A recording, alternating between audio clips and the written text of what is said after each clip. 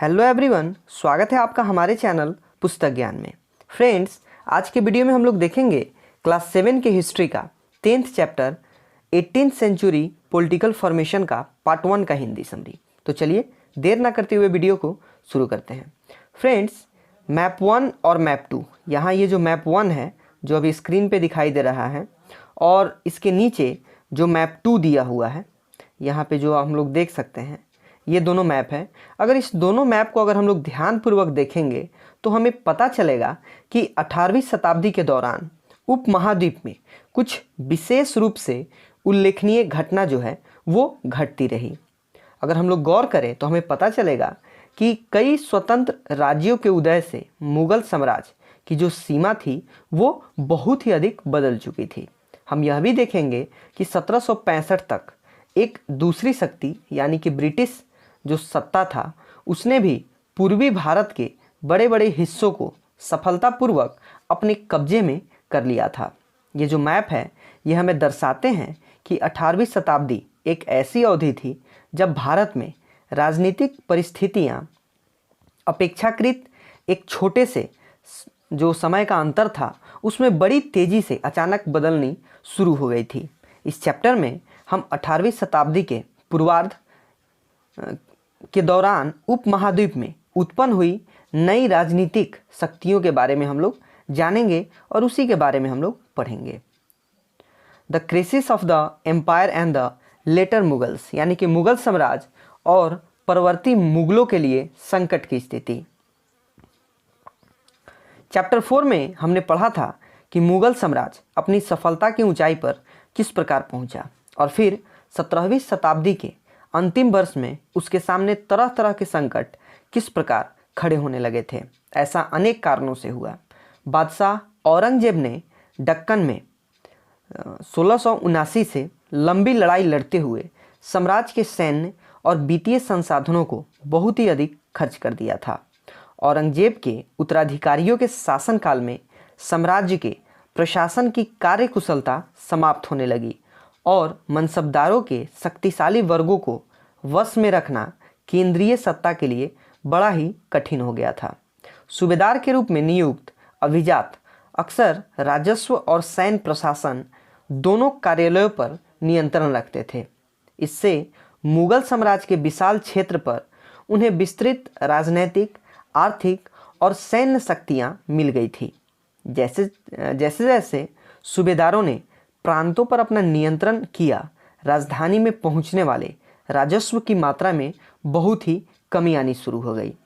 उत्तरी तथा पश्चिमी भारत के अनेक हिस्से में हुए जमींदारों और किसानों के विद्रोह तथा कृषक आंदोलन ने इन समस्याओं को और भी गंभीर बना दिया। कभी कभी ये विद्रोह बढ़ते हुए करों के भार के विरुद्ध किए गए थे, और कभी कभी ये शक्तिशाली सरदारों के द्वारा अपनी स्थिति को सुदृढ़ बनाने की कोशिश थी। अतीत में भी विद्रोही समूहों ने मुगल सत्ता को चुनौती दी थी, परंतु अब ऐसे समूह ने क्षेत्र के आर्थिक संसाधनों का प्रयोग अपनी स्थिति को मजबूत करने के लिए किया। जिस तरह से धीरे धीरे राजनैतिक तथा आर्थिक सत्ता प्रांतीय सूबेदारों, स्थानीय सरदारों तथा अन्य समूहों के हाथ में आ रही थी, औरंगजेब के उत्तराधिकारी इस बदलाव को रोक नहीं पा रहे थे। इस आर्थिक व राजनीतिक संकट के बीच ईरान के शासक नादिर शाह ने 1739 में दिल्ली पर आक्रमण किया और संपूर्ण नगर को उसने लूटकर वहां बड़ी भारी मात्रा में वहां से वो धन और दौलत लेकर चला गया। नादिर शाह के आक्रमण के बाद अफगान शासक अहमद शाह अब्दाली के आक्रमण का तांता लग गया।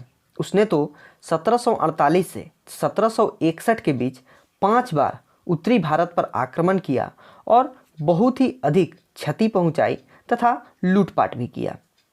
साम्राज्य पर सब ओर से दबाव तो पड़ ही रहा था, अभिजातों के विभिन्न समूह की पारस्परिक प्रतिद्वंदियों ने उसे और भी कमज़ोर बना डाला। ये अभिजात 2 बड़े गुटों में बटे हुए थे, ईरानी और तुरानी। काफ़ी समय तक परवर्ती मुगल बादशाह इनमें से एक या दूसरे समूह के हाथों की कठपुतली बने रहें। बेहद अपमानजनक स्थिति तब पैदा हो गई जब 2 मुगल बादशाहों फर्रुखसियार और आलमगीर द्वितीय की हत्या हो गई और 2 अन्य बादशाहों अहमद शाह और शाह आलम द्वितीय को उनके अभिजातों ने अंधा कर दिया। नेक्स्ट है इमरजेंस ऑफ न्यू स्टेट, यानी कि नए राज्यों के उदय। मुगल सम्राटों की सत्ता के पतन के साथ साथ बड़े प्रांतों के सूबेदारों और बड़े जमींदारों ने उपमहाद्वीप के विभिन्न भागों में अपनी शक्ति और प्रबल बना ली। 18वीं शताब्दी के दौरान मुगल साम्राज्य धीरे धीरे कई स्वतंत्र क्षेत्रीय राज्यों में बिखर गया। मोटे तौर पर 18वीं शताब्दी के राज्यों को 3 पारस्परिक समूह में बांटा जा सकता है। पहला, अवध, बंगाल व हैदराबाद जैसे वे राज्य जो पहले मुगल प्रांत थे। हालांकि इन राज्यों के शासक अति शक्तिशाली थे और काफ़ी हद तक स्वतंत्र थे। उन्होंने मुगल बादशाह से औपचारिक तौर पर अपने संबंध नहीं तोड़े थे। दूसरा, ऐसे राज्य थे जो मुगलों के पुराने शासनकाल में वतन जागीर के रूप में काफ़ी स्वतंत्र थे। इनमें कई राजपूत प्रदेश भी शामिल थे। तथा तीसरा जो था उसमें मराठे, सिख तथा जाटों के राज्य आते हैं। ये विभिन्न आकार के थे और इन्होंने कड़े और लंबे संघर्ष के बाद मुगलों से स्वतंत्रता छीन कर ली थी। अगला है द ओल्ड मुगल प्रोविंसेस, यानी कि पुराने मुगल प्रांत। पुराने मुगल प्रांतों से जिन उत्तराधिकारी राज्यों का उद्भव हुआ उनमें से 3 राज्य प्रमुख थे, अवध, बंगाल और हैदराबाद। ये तीनों ही राज्य उच्च मुगल अभिजातों द्वारा स्थापित किए गए थे। इन तीनों राज्यों के संस्थापक सादत खान जो अवध से रिलेटेड था, मुर्शिद कुली खान जो बंगाल से रिलेटेड था और आसफ जाह जो हैदराबाद से रिलेटेड थे। ऐसे व्यक्ति थे जिनका मुगल दरबार में ऊंचा स्थान था। मुगल बादशाहों को उन पर भरोसा और विश्वास था। आसफ जहां और मुर्शिद कुली खान दोनों को 7-7 हजार जात का दर्जा मिला हुआ था, जबकि सादत खान की जात का दर्जा 6000 था। इसका अगला है हैदराबाद। निजामुल मुल्क आसफ जाह जिसने हैदराबाद राज्य की स्थापना की थी, मुगल बादशाह फर्रुखसियार के दरबार का एक अत्यंत शक्तिशाली सदस्य था।